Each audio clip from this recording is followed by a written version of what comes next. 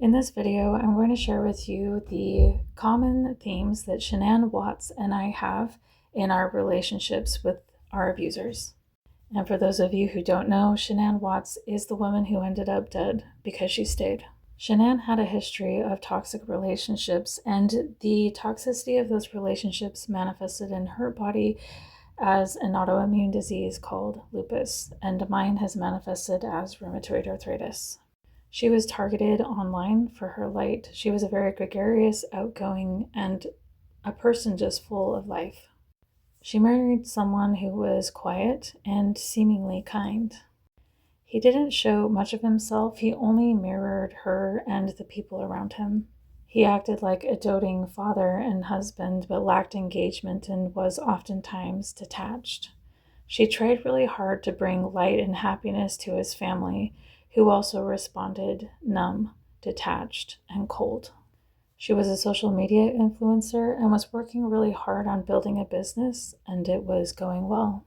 In a lot of the videos and photos she has with Chris, he's looking at her with disdain, annoyance, and disgust, and I got that look often. Chris Watts really struggled with emotional regulation.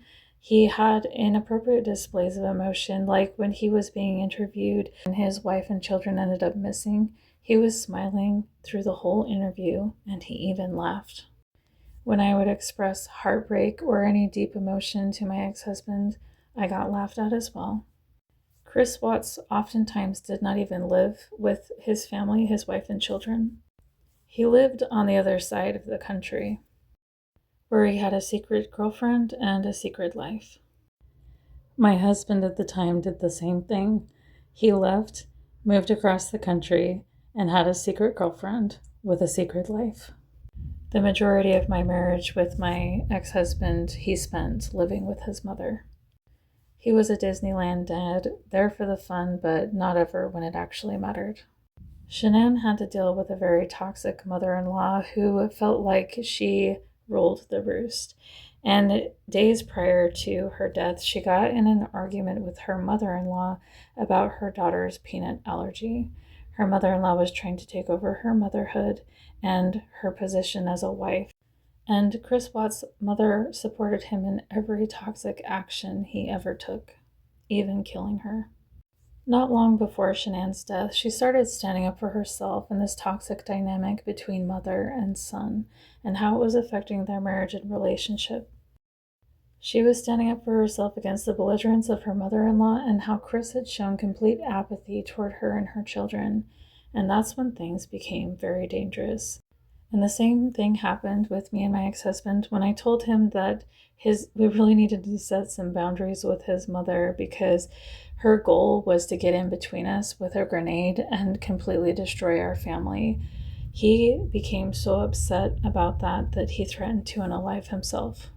And it was critical that this boundary be set because she knew he wasn't mentally well and would purposefully take advantage of his mental health crisis to destroy our family, and in the end, it worked.